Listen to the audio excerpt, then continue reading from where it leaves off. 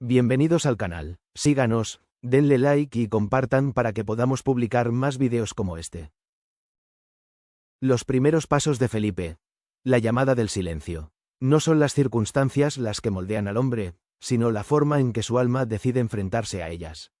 Máxima atribuida a Felipe en la tradición antigua. El eco del desierto. Felipe había aprendido desde niño que la vida era más un examen de la mente que una sucesión de incidentes externos. Creció en Betsaida, una aldea de pescadores donde el viento golpeaba las casas con la misma persistencia con la que los problemas golpean el corazón humano. Allí, en ese rincón de Galilea, la existencia era simple, pero la simplicidad no excluía la dureza. El amanecer en Betsaida solía llegar envuelto en un silencio mineral. Los pescadores marchaban antes que la luz, cargando sus redes con la esperanza de que el lago fuese generoso aquel día. Felipe, sin embargo, no era pescador. Se había dedicado desde joven al estudio de los textos mosaicos, a la reflexión y al diálogo filosófico con quien quisiera detenerse un momento bajo la sombra de un olivo. Su espíritu buscaba algo más que sustento, buscaba significado. Había escuchado hablar de Juan el Bautista y de su llamado al arrepentimiento, y en varias ocasiones viajó para escuchar sus palabras. Estaba convencido de que la disciplina interior debía preceder cualquier transformación exterior, que el alma debía ser gobernada antes de querer gobernar las obras de las manos. Esta convicción lo aislaba un poco del bullicio popular, pero no le pesaba. Para él, la soledad no era castigo, sino taller. Dicen que un hombre se define por las preguntas que lleva dentro. La pregunta de Felipe era simple pero abrasadora. ¿Quién me mostrará el camino sin engaños?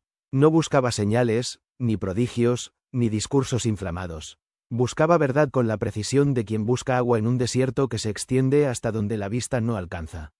Y fue precisamente en uno de esos días de búsqueda silenciosa cuando Andrés, el hermano de Simón Pedro, se acercó a él con una expresión entre incrédula y radiante. «Felipe», le dijo, «hemos encontrado al Mesías». El joven estudioso lo miró con atención. Andrés no era hombre dado a exageraciones. Sus palabras pesaban más por su sobriedad que por su entusiasmo. «¿Dónde está?», preguntó Felipe sin levantar la voz. «Ven y lo verás». Esas palabras, simples como una piedra, profundas como un pozo, serían el inicio de una vida entera de aprendizaje estoico, de dominio interior, de serenidad frente a los abismos que aún desconocía. El hombre que miraba el corazón. Cuando Felipe vio por primera vez a Jesús, no sintió el vértigo que muchos relataron después. No hubo truenos ni revelaciones estruendosas. Sintió algo más sutil, casi imperceptible para quien no había dedicado su vida a la introspección. Una quietud que no venía del mundo exterior. Jesús volvió su mirada hacia él como quien reconoce un sendero ya recorrido. «Sígueme», dijo. No hubo explicación, ni promesa, ni advertencia. Solo dos palabras que actuaron en la mente de Felipe como una sentencia inevitable. El discípulo sentiría después que esa llamada tenía la estructura misma de la vida estoica. Simple, directa, sin adornos ni exigencias, pero con la fuerza de una decisión irreversible. Felipe entendió en aquel instante que seguir a Jesús no era seguir un líder militar, ni un reformador político, ni un orador ambicioso. Era seguir un modo de ser. Era abrazar un tipo de libertad que se construía por dentro, aun cuando el cuerpo estuviera rodeado de límites, leyes romanas, tradiciones opresivas o miedos personales. Los demás discípulos lo aceptaron pronto. Tenía una forma tranquila de hablar, como un río que no alza la voz pero no deja de mover la tierra que lo rodea. Tomás apreciaba la precisión intelectual de Felipe. Pedro admiraba su serenidad. Juan veía en él una especie de fundamento silencioso.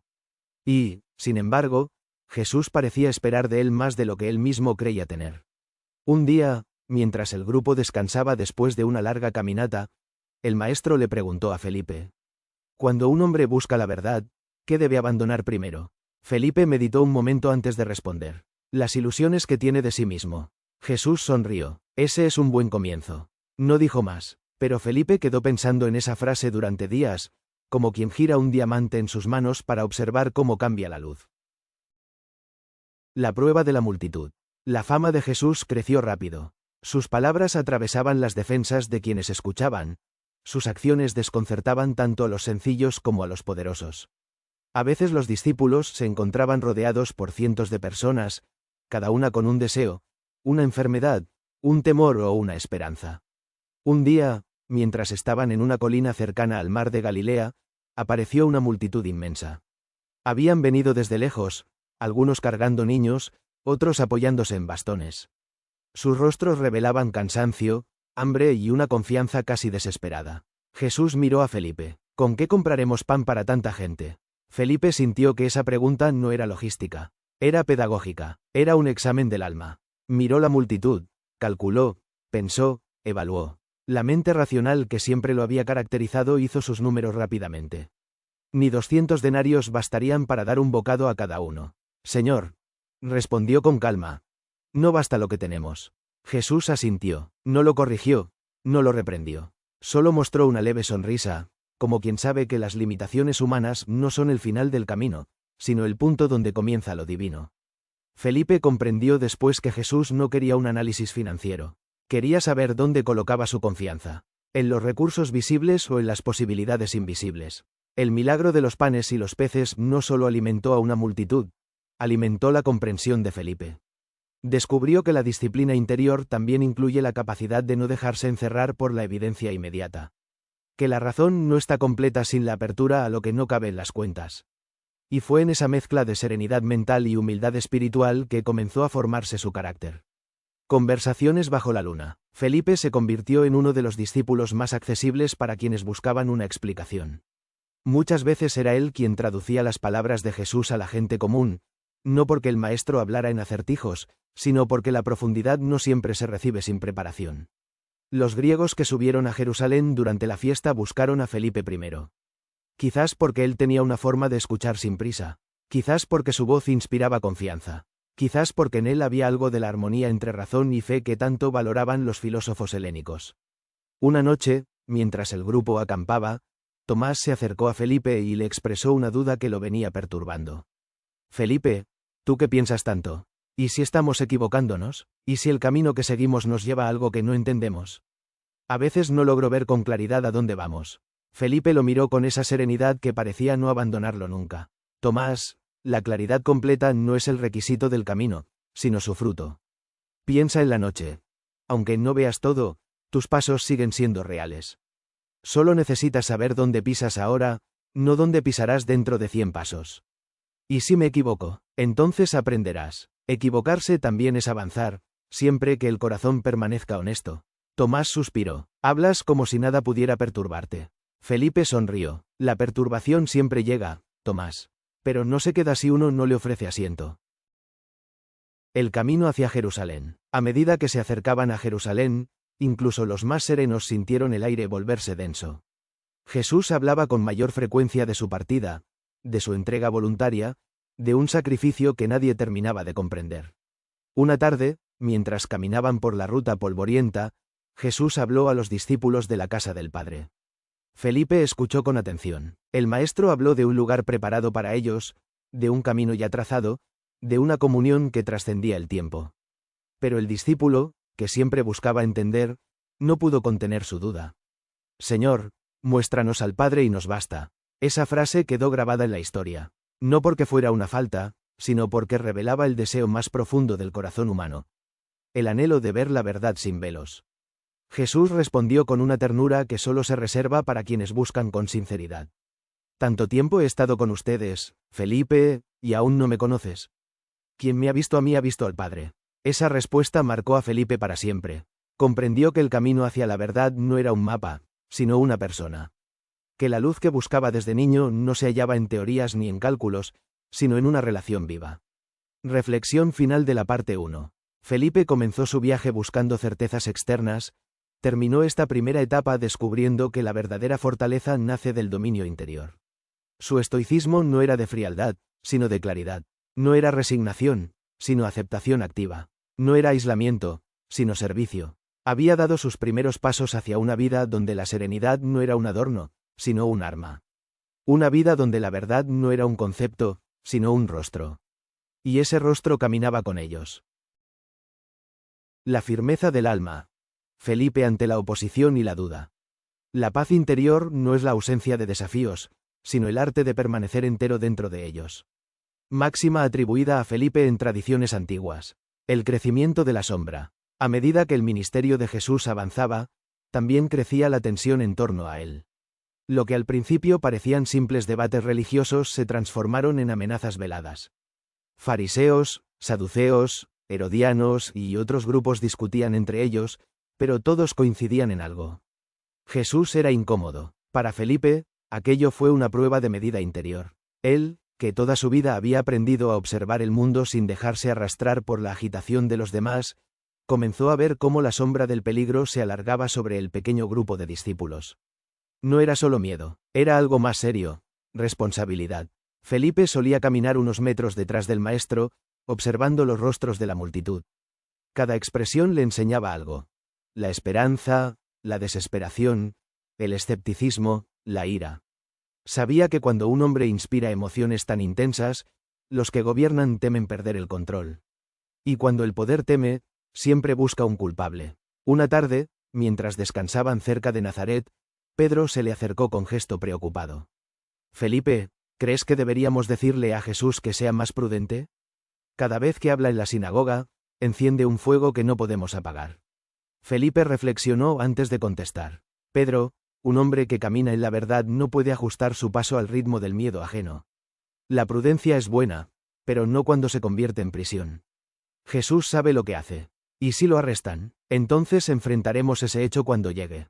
El sufrimiento no se alivia temiéndolo antes de tiempo. Pedro soltó un suspiro. Hablas como si fuera fácil. No es fácil, dijo Felipe, pero es necesario. Esta convicción se volvería crucial en los días que vendrían. El encuentro con los grecos. Durante una de las fiestas en Jerusalén, unos griegos que habían oído hablar del maestro se acercaron a Felipe. Lo buscaron a él, no a Pedro, no a Juan, no a Andrés. ¿Por qué? Porque Felipe tenía un modo de estar en el mundo que inspiraba confianza. Su serenidad no era distante, era guía. Los griegos le dijeron: «Señor, queremos ver a Jesús». Felipe, fiel a su carácter reflexivo, no actuaba sin pensar. Primero consultó a Andrés. Luego, juntos llevaron la solicitud a Jesús. El maestro los escuchó con una expresión seria. No había sorpresa en su rostro, sino una gravedad nueva. «Ha llegado la hora», dijo Jesús, «en que el Hijo del Hombre será glorificado». Felipe se quedó meditando en esas palabras. Había conocido a suficientes maestros y filósofos en su juventud como para saber que las frases cargadas de destino no se pronuncian a la ligera. Jesús siguió: «El que ama su vida la perderá. El que la aborrece en este mundo la guardará para vida eterna». Aquella enseñanza cayó sobre Felipe como una roca arrojada en un estanque. Las ondas interiores tardaron en asentarse. Siempre había pensado en la vida como un ejercicio de virtud, pero ahora Jesús le enseñaba que la virtud máxima era la entrega. No era un anhelo filosófico, era un destino próximo. Las últimas caminatas con el maestro. Felipe se volvió más silencioso en las semanas previas a la Pascua. No por miedo, sino por lucidez. Cada gesto de Jesús parecía contener un significado oculto. Cada palabra tenía un peso profético. El maestro hablaba de traición, de sufrimiento, de una copa que debía ser bebida. Una tarde, mientras descendían por una colina, Jesús preguntó a los discípulos qué decía la gente sobre él. Algunos decían que era un profeta, otros que era Elías. Jesús luego preguntó directamente: «¿Y ustedes, quién dicen que soy?». Pedro respondió con la convicción de quien habla desde el corazón y no desde la razón: «Tú eres el Cristo, el Hijo del Dios vivo». Felipe guardó silencio, no porque dudara, sino porque él sabía que definir a Jesús con palabras siempre sería insuficiente. Para él, Jesús era el punto donde se encontraban la verdad, la compasión y la disciplina perfecta. Esa noche, mientras los demás dormían, Felipe permaneció despierto, sentado cerca del fuego. Miraba la llama como si buscara respuestas en su danza incierta. Tomás, que también solía tener noches inquietas, se acercó. «¿Qué piensas, Felipe?». «Pienso que estamos a punto de entrar en una tormenta», respondió. «Pero no una tormenta que pueda destruirnos, sino una que revelará quiénes somos realmente». Tomás suspiró. «Ojalá yo tuviera tu calma». Felipe lo miró con gentileza. «La calma no es un regalo, Tomás. Es una disciplina. Y como toda disciplina, se aprende en el corazón, no en los libros». El lavado de los pies. La escuela de la humildad. La última cena fue una de las escenas más poderosas en la formación espiritual de Felipe. No tanto por las palabras del maestro, sino por sus acciones. Cuando Jesús se levantó de la mesa, se ciñó una toalla y comenzó a lavar los pies de los discípulos, Felipe sintió que el mundo se detenía. No entendía cómo alguien con tanta autoridad podía descender voluntariamente a una tarea reservada a los siervos más humildes. Cuando llegó su turno, Jesús tomó sus pies con una delicadeza casi dolorosa. Felipe, dijo con voz suave, lo que hago ahora no lo entiendes del todo, pero lo entenderás después. El discípulo sintió que una ola de vergüenza y gratitud lo atravesaba. Señor, susurró, ¿cómo podría permitir que tú me sirvas? Jesús respondió, porque si no aceptas que te lave, no tendrás parte conmigo. Felipe bajó la cabeza, comprendió, la verdadera grandeza no era dominio, sino servicio. Cuando Jesús terminó, habló con solemnidad. Les he dado un ejemplo. Lo que yo he hecho, háganlo ustedes también. En el corazón de Felipe, esas palabras se grabaron como un mandamiento eterno. La autoridad nace del sacrificio, no del orgullo. Señor, muéstranos al Padre. Más tarde, durante la misma noche, Jesús habló sobre el camino hacia el Padre. Sus palabras eran tan profundas que Felipe sintió que rozaban algo que su mente aún no podía articular. Entonces, casi sin pensarlo, expresó la frase que lo haría célebre. Señor, muéstranos al Padre y nos basta. No fue una exigencia, no fue un desafío, fue un anhelo espiritual puro, la súplica de un corazón que buscaba luz sin velos. Jesús lo miró con una mezcla de ternura y suave reproche. ¿Tanto tiempo he estado con ustedes, Felipe, y no me has conocido? El que me ha visto a mí, ha visto al Padre. Felipe quedó inmóvil, no por confusión, sino por revelación. Comprendió que había pasado años buscando la verdad como si fuese un destino lejano. Cuando la verdad había caminado a su lado, se había sentado con él, le había preguntado, corregido, animado. La verdad no era una idea, era una persona. Esa noche, mientras todos dormían, Felipe lloró en silencio. Lágrimas serenas, no de dolor, sino de claridad. El maestro le había mostrado que el camino interior no conduce hacia afuera, sino hacia él. La noche del huerto, el arresto de Jesús marcó el quiebre más profundo para los discípulos.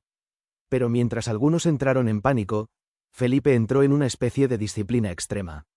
Observaba, analizaba, sufría, pero no perdía la lucidez. Cuando los soldados apresaron al maestro, Felipe sintió que su corazón quería correr, pero su mente estoica lo obligó a permanecer firme. Pedro reaccionó con violencia. Tomás se quedó paralizado. Juan trató de seguir al maestro sin ser visto. Felipe respiró. Sabía que llegarían tiempos en que la templanza sería su único refugio. Sabía que la lucha verdadera no estaba en las espadas, sino en el alma. No huyó lejos, tampoco se lanzó a la imprudencia. Se mantuvo cerca, en las sombras, observando, reflexionando, dispuesto a actuar cuando fuera posible sin traicionar sus convicciones. Esa noche entendió una verdad profunda. Hasta el hombre más sereno sufre. Pero su sufrimiento no lo destruye, lo purifica. La crucifixión, la prueba suprema del espíritu. El día en que Jesús fue crucificado, Felipe sintió que la tierra entera temblaba bajo sus pies. No por el dolor físico del maestro, sino por la brutal injusticia del mundo. Pero incluso allí, en el lugar de la calavera, Felipe practicó lo que había aprendido durante toda su vida. Mantener entero su interior cuando todo alrededor se desmorona. Lo observaron desde lejos. No se acercó como Juan, no huyó como algunos, pero tampoco se derrumbó. Sostuvo el alma con los dientes, como un soldado sostiene su escudo aun cuando el brazo le tiembla. En su mente resonaban las palabras del maestro. El grano que cae en tierra y muere, lleva mucho fruto. Felipe no entendió por completo, pero aceptó. La segunda etapa de la vida espiritual de Felipe estuvo marcada por la tensión, el conflicto y la revelación. Su estoicismo no era una negación emocional, sino una forma de permanecer despierto, sensible y lúcido en medio de lo incomprensible. Aprendió que, la serenidad no es escapismo. La humildad es más poderosa que la fuerza. La verdad camina con nosotros incluso cuando no la reconocemos. La disciplina interior no evita el dolor, pero evita que el dolor destruya el alma.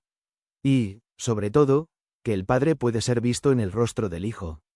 Felipe había cruzado una frontera espiritual irreversible. Y lo que vendría después, la resurrección, las misiones, el martirio, pondría a prueba cada una de sus convicciones. La resurrección del ánimo. Felipe y el nacer de una nueva esperanza. Lo que parece el final para los hombres, es apenas el comienzo para el espíritu disciplinado.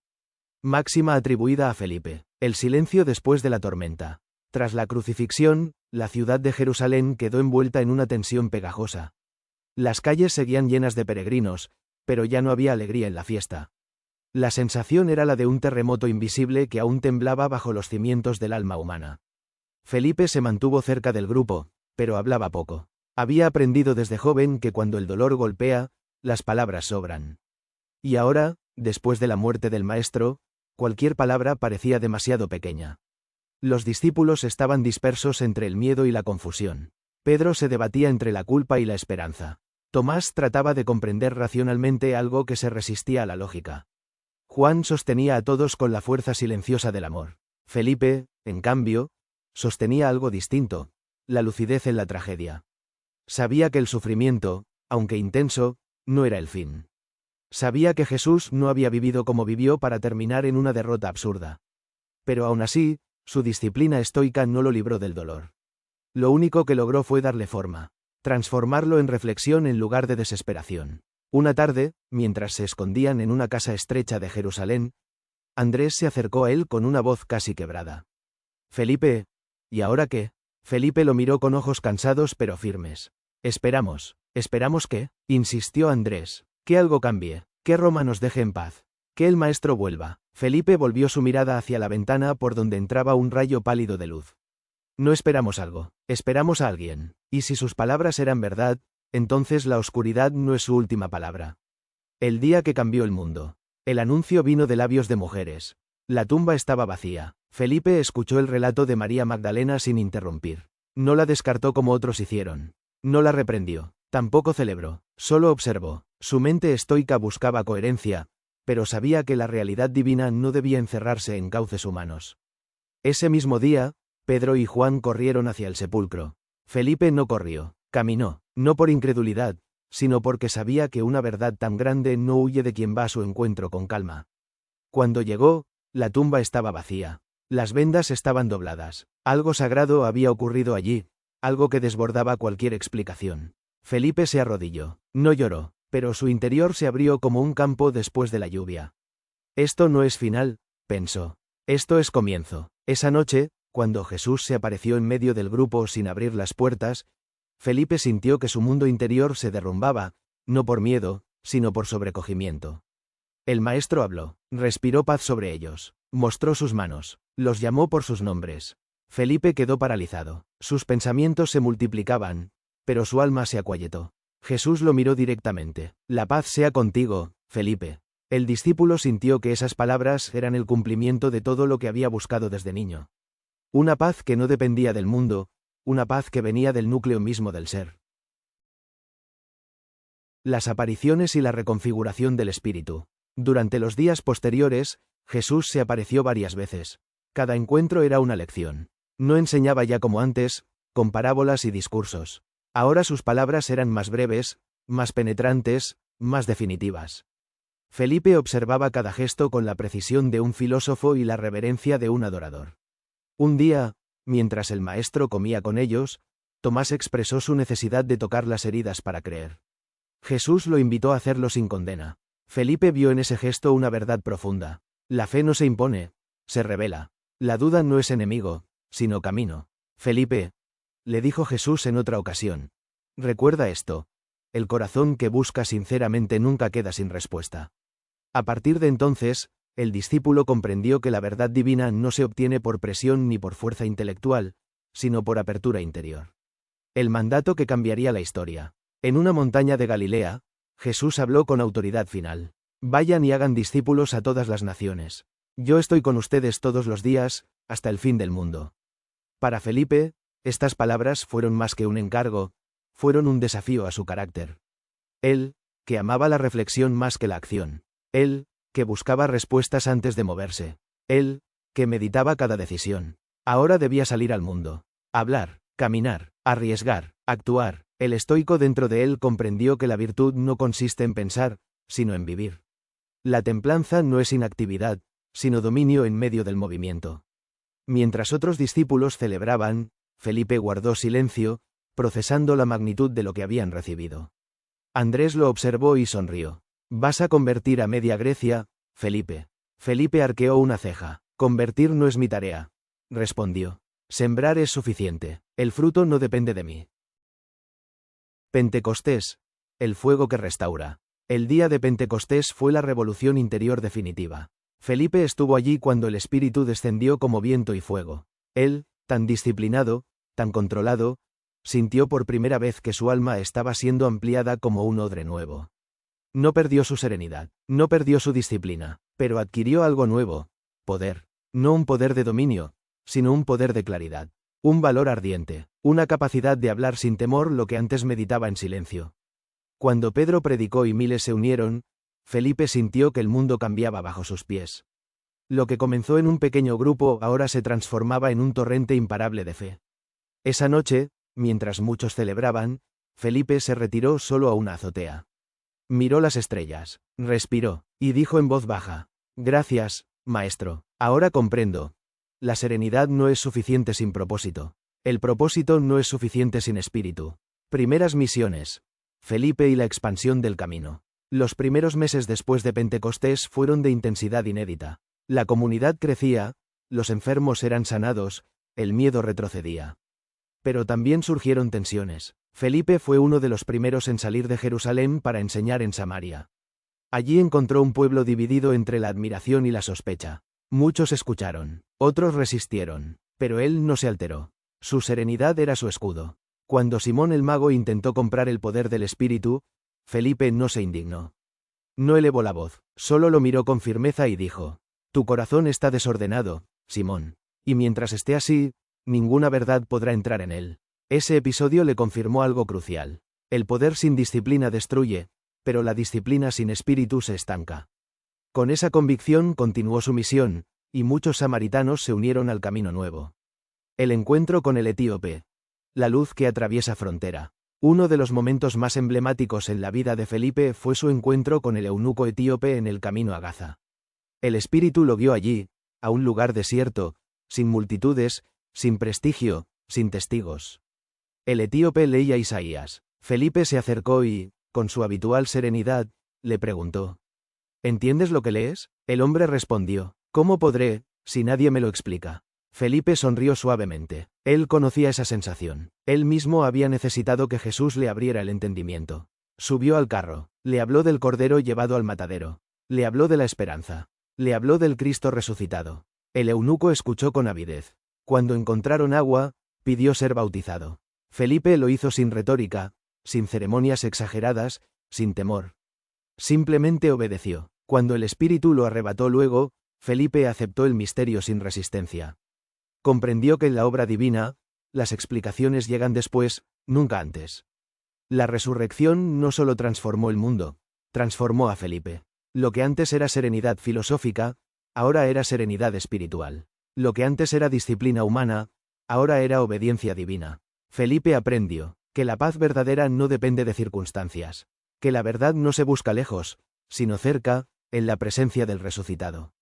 Que el propósito no se elige, se recibe. Que la fe no anula la razón, pero la trasciende. Que el espíritu convierte la templanza en valentía. Había sido discípulo, ahora se convertía en misionero. La historia siguiente revelaría su crecimiento final, la madurez que lo llevaría al martirio. El camino del martirio. Felipe y la sabiduría en las fronteras del mundo. El valor no es gritar en medio del peligro, sino permanecer íntegro cuando el alma sufre en silencio. Máxima atribuida a Felipe. El tiempo de la dispersión. Con la creciente persecución contra los seguidores de Jesús en Jerusalén, muchos discípulos tuvieron que marcharse.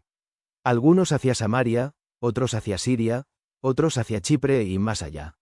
Felipe, que había aprendido a obedecer la voz del Espíritu en los caminos polvorientos de Judea, recibió un llamado interior claro. Ve hacia el norte, lleva luz a donde la duda reina. No era una orden específica, sino un impulso firme. Y para un hombre como él, disciplinado, templado, delgado en palabras pero fuerte en convicciones, bastaba. Se dirigió hacia regiones donde la filosofía griega dominaba las mentes y los ídolos de Anatolia dominaban los corazones. Lugares donde la belleza convivía con el escepticismo, y la libertad intelectual chocaba contra la superstición antigua. Felipe sabía que su misión no sería fácil, pero la dificultad no lo asustaba. Para él, la lucha interior siempre había sido más desafiante que cualquier peligro externo. Mientras caminaba por senderos ajenos, recordaba las palabras del maestro. No teman, yo estoy con ustedes. La serenidad no era ya simple virtud. Era escudo, y también era lámpara. Hierápolis, la ciudad de las aguas blancas. Después de meses de viaje, Felipe llegó a Hierápolis, una ciudad famosa por sus terrazas blancas de calcio que parecían escaleras hacia el cielo. Por sus aguas termales acudían viajeros de todo el imperio buscando sanar el cuerpo. Pero el espíritu, ese era otro asunto. Allí, Felipe encontró un pueblo dividido entre filosofías, cultos diversos y tensiones políticas. Era el lugar perfecto, o el más difícil. Una tarde, mientras caminaba por el mercado, observó a un grupo de hombres discutiendo sobre la inmortalidad del alma. Sus voces eran fuertes, sus argumentos elaborados, pero sus corazones inquietos. Felipe se acercó con la calma que lo caracterizaba. Amigos, dijo, ¿puedo escucharlos? Le dieron lugar. Su tono humilde abría puertas que a otros se les cerraban. Uno de los filósofos, irritado porque su argumento había sido contradicho, le preguntó. ¿Y tú, extranjero? ¿Qué sabes tú de la inmortalidad? ¿Qué doctrina defiendes? Felipe respondió con serenidad. No defiendo una doctrina. Hablo de un hombre, alguien que venció la muerte y abrió camino para todos. Los presentes se rieron. Eso es mito, dijo uno. Fantasía de pescadores. Felipe no se inmutó. Puede ser mito para quien solo mira con los ojos del cuerpo. Pero los que miran con ojos del espíritu encuentran más realidad en él que en cualquier argumento filosófico. Su calma desconcertó a los burladores. Su falta de ira les desarmaba. Y lentamente, algunos comenzaron a escucharlo. El adversario silencioso. El templo de Artemisa. Hierápolis tenía un templo imponente dedicado a Artemisa. Su sacerdotisa principal, una mujer influyente llamada Aristea, veía con creciente inquietud el impacto de las palabras de Felipe en la gente. No era solo una cuestión religiosa. Los templos eran centros económicos y políticos. Y cuando un mensaje nuevo movía corazones, también movía intereses. Aristea organizó debates, intentó desacreditarlo con argumentos sofisticados. Pero la firmeza de Felipe, su manera de hablar sin arrogancia, su forma de responder sin atacar, su estilo de permanecer en paz cuando otros se exaltaban, la desarmaba más que cualquier discurso. Un día, Aristea lo enfrentó públicamente. Extranjero, proclamó, dices traer luz, pero desprecias nuestras tradiciones. ¿Quién te dio autoridad para hablar aquí? Felipe inclinó la cabeza. No desprecio nada, señora. La tradición es maestra del pasado. Pero la verdad guía el presente. Y la verdad no se ata a templos. Un murmullo recorrió la multitud. Aristea frunció el ceño. ¿Y qué es la verdad para ti? Felipe respondió con voz suave. La verdad tiene un rostro. Y su nombre es Jesús. La gente quedó en silencio. No era un argumento, era una declaración. Los enfermos y los pobres. El lenguaje que todos entendían. Mientras la élite debatía, el pueblo observaba a Felipe de cerca. No era rico, no era poderoso, pero sanaba enfermos con oraciones simples. Escuchaba sin cansancio, compartía lo poco que tenía. En una ocasión, una niña paralítica fue llevada ante él. Los sacerdotes del templo habían exigido grandes ofrendas para atenderla, sin resultado. Felipe se arrodilló a su lado. No pronunció fórmulas complejas, solo dijo, Señor Jesús, toca sus piernas como tocaste las nuestras cuando estábamos perdidos. La niña se levantó, no con violencia, sino lentamente, como quien despierta de un sueño largo. El pueblo comenzó a acudir en multitudes. Aristea vio cómo su influencia se debilitaba. Y la envidia, como siempre, comenzó a tejer hilos de ira. Las conversaciones nocturnas. Felipe pasaba las noches hablando con pequeños grupos de hombres y mujeres. No predicaba como Pedro, con fuerza volcánica, ni como Pablo, con discursos que parecían arquitectura intelectual. Felipe enseñaba cómo caminaba, con serenidad. Una noche, un joven discípulo llamado Tadeo le preguntó, Maestro Felipe, ¿cómo puedes mantener la calma incluso cuando te insultan? Felipe sonrió, porque el insulto no toca donde yo vivo. ¿Y dónde vives? Felipe tocó su pecho, en aquel que no cambia. Cuando tu casa está en una roca, no temes el viento. El joven meditó en esas palabras durante días. La trampa. La popularidad de Felipe creció tanto que las autoridades decidieron actuar. Aristea reunió a los líderes del templo. Un plan fue trazado. Acusar a Felipe de sacrilegio y desorden civil. Una tarde, mientras Felipe enseñaba en una plaza, un grupo de hombres irrumpió. Este hombre blasfema contra nuestros dioses, gritó uno. Engaña al pueblo, dijo otro. Debe ser juzgado, sentenció Aristea. Felipe no se defendió, no elevó la voz, no corrió, respiró, los observó, aceptó, porque entendía algo que pocos comprenden. La serenidad no se prueba en la calma, sino en el caos. El juicio en la colina. Fue llevado a una colina cerca del templo. Una multitud curiosa lo seguía. Aristea exigió que Felipe renunciara al Cristo. Observó sus ojos, buscando miedo. Encontró paz. Abandona este camino, ordenó, y vivirás. Felipe respondió, no temo morir, temo una vida sin verdad. Tus palabras te condenan. No, mis convicciones me liberan. Los sacerdotes se enfurecieron. Ordenaron que fuera azotado. Felipe soportó cada golpe sin maldecir. No por fuerza física, sino espiritual. Uno de los presentes gritó, ¿por qué no te defiendes? Felipe, sangrando, respondió, porque no lucho contra ustedes, sino por ustedes. Si sus corazones se abren algún día, sabrán que no soy su enemigo. La multitud quedó inquieta, aun quienes lo odiaban no podían evitar admirar su entereza. La prueba suprema. Finalmente, llevaron a Felipe a un árbol alto. No para ahorcarlo. Eso sería compasivo, sino para crucificarlo al revés. Un castigo humillante, lento, cruel. Mientras clavaban sus manos, Felipe oraba. Padre, perdónalos, ellos no ven todavía. Aristea, al ver su serenidad, sintió un estremecimiento. Nunca un hombre moría así. Ningún criminal, ningún fanático, ningún inocente siquiera. Este hombre irradiaba algo. La multitud cayó en silencio cuando Felipe, suspendido, levantó la voz por última vez. No teman a quienes matan el cuerpo. Solo teman perder el alma en el miedo. El amor que me llamó. Los llamará a todos. Sus ojos se cerraron como quien se duerme. Y la ciudad entera quedó marcada. Después del sacrificio, la historia dice que muchos en Hierápolis, incluyendo algunos sacerdotes, abrazaron la fe luego de la muerte de Felipe. La serenidad del mártir había sido más poderosa que toda argumentación. Aristea desapareció. Nadie supo qué fue de ella. Algunos afirmaban que lloraba en secreto. Otros, que se convirtió. La verdad se perdió en el tiempo. Pero el impacto fue irreversible. Felipe había sembrado paz en tierra de conflicto. Había revelado luz en un mundo de sombras. Había mostrado, con su vida y su muerte, que la serenidad es una forma de valentía. En esta etapa final de su vida terrenal, Felipe alcanzó su madurez espiritual máxima. Lo que había comenzado como un carácter tranquilo se transformó en fortaleza invencible. Aprendió que, la fe sin serenidad se vuelve ansiedad. La serenidad sin propósito se vuelve pasividad. La verdad se demuestra más con el ejemplo que con el argumento. El valor no es ausencia de miedo, sino presencia de amor. El martirio no es derrota, sino testimonio. Felipe no buscó la muerte. Buscó la verdad, y la verdad lo llevó hasta la eternidad. Con su último aliento, derramó sobre Hierápolis una luz que ni el tiempo ni el olvido han conseguido apagar. El legado eterno de Felipe. Sabiduría, eco y transformación.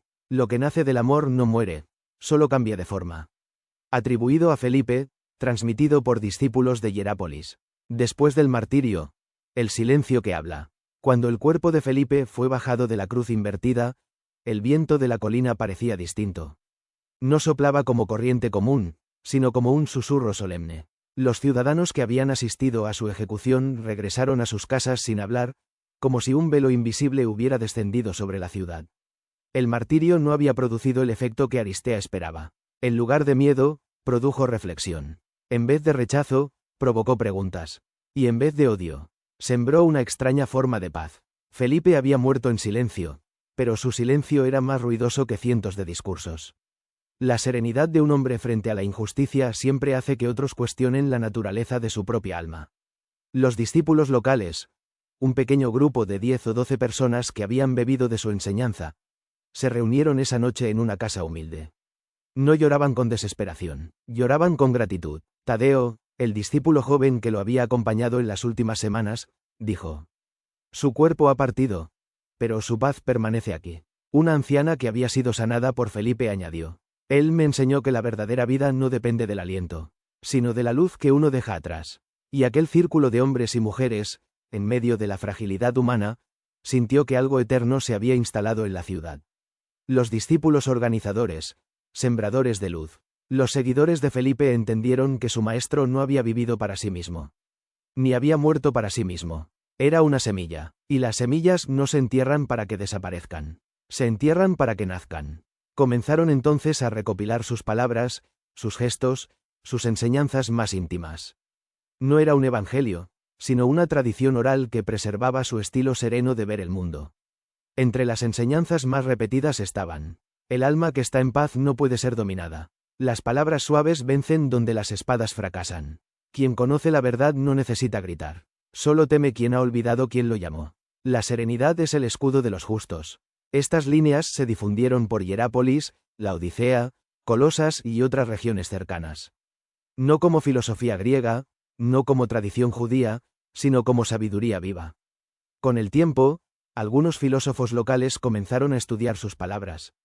Otros viajaron a Hierápolis solo para preguntar por el extranjero que no temía morir. Felipe había dejado una marca intelectual tan fuerte como la espiritual. La conversión de Aristea. Una historia oculta. Muchos relatos antiguos, no canónicos pero recogidos por comunidades cristianas de Asia Menor, cuentan que Aristea, la sacerdotisa que lideró la acusación contra Felipe, sufrió una transformación profunda después de su muerte. No pudo dormir durante semanas. Cada vez que cerraba los ojos, recordaba el rostro sereno del apóstol. ¿Qué clase de hombre acepta la injusticia con tanta calma?, se preguntaba. ¿Qué espíritu habita en alguien que no odia ni siquiera a sus verdugos? Un día, disfrazada para no ser reconocida, buscó a los discípulos de Felipe. Tadeo fue quien la recibió. Ella temblaba, no por miedo a represalias, sino por vergüenza. Yo fui culpable de su muerte, dijo. Tadeo respondió con dulzura. Felipe no tenía enemigos, solo tenía hijos que aún no lo entendían. Esas palabras quebraron a Aristea. Lloró durante largo rato. Después, pidió ser instruida en la fe. No se convirtió por milagros. No por presión. Se convirtió porque vio en Felipe lo que no había visto en ningún sabio, sacerdote o maestro. Un hombre completamente libre del miedo. La tradición sostiene que Aristea terminó sirviendo a los pobres y enfermos, renunciado al templo y dedicando su vida al servicio. Ese fue otro fruto del martirio de Felipe. El mensaje estoico de Felipe. Una filosofía encarnada. Aunque Felipe nunca escribió tratados, su vida misma se convirtió en una filosofía viviente. Su forma de encarnar la serenidad, la resistencia al dolor y el dominio de sí mismo lo hizo comparable, según algunos historiadores cristianos posteriores, a un estoico cristiano. Pero hay diferencias profundas. El estoicismo busca la autosuficiencia. Felipe buscaba la dependencia total de Cristo.